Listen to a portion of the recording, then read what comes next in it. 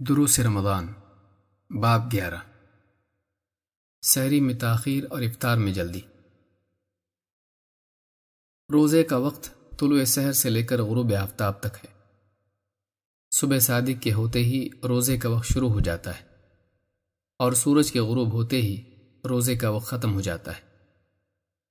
روزے کے آداب میں سے ایک ادب یہ بھی ہے کہ سحری میں تاخیر کی جائے اور افطار میں جلدی، یعنی روزے کا وقت شروع ہونے سے قبل آخری وقت میں سحری کی جائے اور سورج ڈوبتے ہی بلا تاخیر افطار کر لی جائے۔ نبی صلی اللہ علیہ وسلم نے روزے داروں کو اسی چیز کا حکم دیا ہے اور آپ خود بھی اس کا اہتمام کرتے تھے۔ آپ صلی اللہ علیہ وسلم نے فرمایا، افطار میں جلدی کرو اور سحری میں تاخیر کرو۔ اس حدیث کو امام الطبرانی نے روایت کیا ہے۔ روزے کا مقصد مومن کو بھوکا پیاسا رکھ کر نفس کو سزا دینا نہیں ہے، بلکہ روزے کا مقصد نفس کی تربیت اور اصلاح ہے۔ لہٰذا اللہ تعالیٰ نے روزے سے قبل اور روزے کے ختم ہوتے ہی فوراً کھانے پینے کو مشروع قرار دیا ہے۔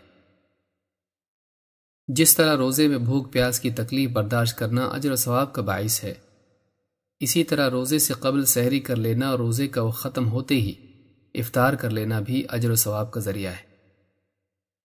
روزہ صبر کی تربیت ہے اور افطار شکر کی۔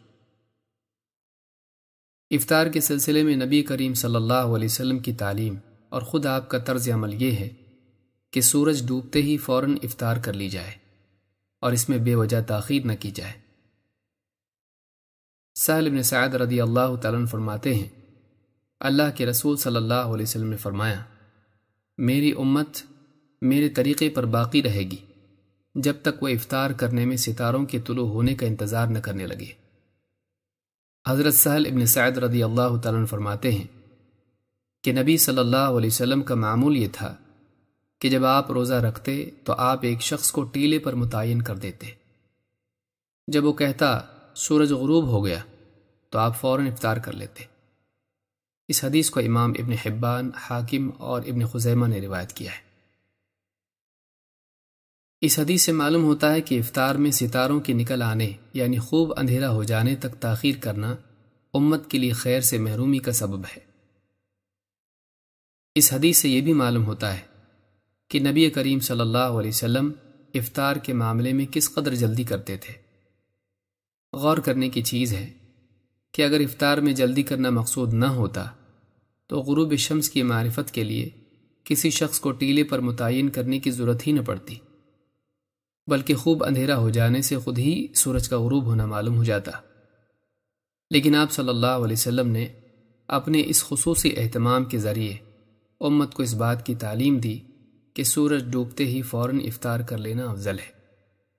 بعض لوگ احتیاط کے نام پر غروب آفتاب کے بعد بھی افطار میں خواہ دیری کرتے ہیں۔ یہ ایک ایسا مجاہدہ ہے جس کا ثبوت نبی کریم صلی اللہ علیہ وسلم کی سنت سے نہیں ملتا، بلکہ خود آپ صلی اللہ علیہ وسلم کا عمل بھی اس کے برخلاف ہے۔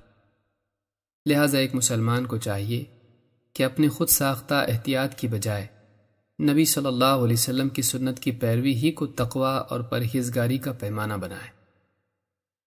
عبداللہ ابن ابی اوفیٰ رضی اللہ تعالیٰ عنہ فرماتے ہیں، ہم رمضان کے مہینے میں رسول اللہ صلی اللہ علیہ وسلم کے ساتھ سفر میں تھے۔ جب سورج ڈوب گیا تو آپ نے فرمایا، اے فلاں، اترو، ہمارے لیے ستو کھولو۔ عرض کیا، اللہ کے رسول، ابھی دن کا اجالا باقی ہے۔ آپ نے فرمایا، اترو اور ہمارے لیے ستو گھولو۔ فرماتے ہیں وہ اترے اور آپ صلی اللہ علیہ وسلم کے لیے ستو گھول کر لائے۔ آپ نے وہ پیا، پھر اپنے ہاتھ سے اشارہ کر کے فرمایا، جب یہاں سے سورج غروب ہو جائے اور وہاں سے رات آ جائے تو روزے دار نے افطار کر لی۔ اس حدیث کو امام البخاری اور مسلم نے روایت کیا ہے۔ اس حدیث سے معلوم ہوتا ہے کہ سورج ڈوبتے ہی روزہ اپنے آپ ختم ہو جاتا ہے۔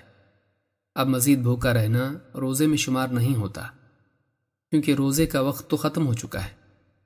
لہٰذا روزہ دار کو چاہیے کہ بے وجہ بھوکا نہ رہے بلکہ افطار کر لے۔ ایک حدیث سے معلوم ہوتا ہے کہ افطار میں جلدی کرنا اور سحری میں تاخیر کرنا صرف نبی صلی اللہ علیہ وسلم ہی نہیں بلکہ تمام نبیوں کی سنت ہے۔ اللہ کے رسول صلی اللہ علیہ وسلم نے فرمایا، ہم انبیاء ہیں، ہمیں حکم دیا گیا ہے کہ ہم افطار میں جلدی کریں، سحری میں تاخیر کریں اور نماز میں دائیں ہاتھ کو بائیں ہاتھ پر رکھیں۔ اس حدیث کو امام طبرانی نے روایت کیا ہے۔ اس کے بالمقابل افطار میں تاخیر کرنا نبیوں کا نہیں بلکہ یہود و نصارہ کا طریقہ ہے۔ اللہ کے نبی صلی اللہ علیہ وسلم نے فرمایا، دین اس وقت تک غالب رہے گا جب تک لوگ افطار میں جلدی کرتے رہیں، کیونکہ یہود و نصارہ افطار میں دیری کرتے ہیں۔ اس حدیث کو امام ابو داؤد اور حاکم نے روایت کیا ہے۔ دین کا غلبہ اور مسلمانوں کی شان و شوکت نبی کریم صلی اللہ علیہ وسلم کی اتباع میں ہے۔ اس کے برعکس ذلت و رسوائی اہل کتاب یعنی یہود و نصارہ کی مشابہت اور ان کی پیروی میں ہے۔ لہذا مسلمانوں کو چاہیے کہ اللہ کی نصرت اور غلبے کے حصول کے لیے اہل باطل کی بجائے نبی صلی اللہ علیہ وسلم کی سنت کی پیروی کریں۔ حدیث سے یہ بھی معلوم ہوتا ہے کہ جس طرح افطار میں تعجیل سنت ہے، اسی طرح سحری میں تاخیر سنت ہے۔ انس رضی اللہ تعالیٰ عنہ فرماتے ہیں، زید بن ثابت رضی اللہ عنہ نے فرمایا، ہم نے نبی صلی اللہ علیہ وسلم کے ساتھ سحری کی، پھر سحری سے فارغ ہو کر آپ صلی اللہ علیہ وسلم نماز کے لیے کھڑے ہوئے۔ راوی کہتے ہیں، میں نے پوچھا، اذان اور سحری کے درمیان کتنا وقت تھا؟ فرمایا 50 آیتوں کے بقدر۔ اس حدیث کو امام بخاری اور مسلم نے روایت کیا ہے۔ اس حدیث سے معلوم ہوتا ہے کہ سحری کو آخر وقت تک مؤخر کرنا چاہیے۔ اس میں سنت کا ثواب بھی ہے اور آسانی بھی۔ اس کے برعکس نیند پوری کرنے کے لیے رات ہی میں کھا پی کر سو جانا اور سحری کے لیے نہ اٹھنا نہ صرف روزے کو مشکل بناتا ہے بلکہ اس سے اکثر فجر کی نماز بھی چھوٹ جاتی ہے۔ اسی طرح افطار میں تاخیر کرنا بھی ایک ایسا مجاہدہ ہے جس میں کوئی ثواب نہیں اور اس میں بدن کی بھی کمزوری ہے۔ اللہ تعالیٰ کو بندے سے ایسا مجاہدہ مطلوب نہیں جس میں بندے کے لیے حرج ہو۔ اللہ تعالیٰ نے فرمایا، یرید اللہ بکم اليسر ولا یرید بکم العسر۔ اللہ تمہارے لیے آسانی چاہتا ہے، وہ تمہارے لیے تنگی نہیں چاہتا۔ سورۃ البقرہ آیت نمبر 185۔ یہ اللہ رب العالمین کی رحمت ہے کہ اس نے جہاں روزے میں مجاہدے کو اجر و ثواب کا ذریعہ بنایا، وہیں جائز لذت و سہولت کو بھی اجر و ثواب کا ذریعہ بنا دیا، تاکہ بندہ ہر حال میں ترقی کرتا رہے اور آخرت کے امتحان میں کامیاب ہو جائے۔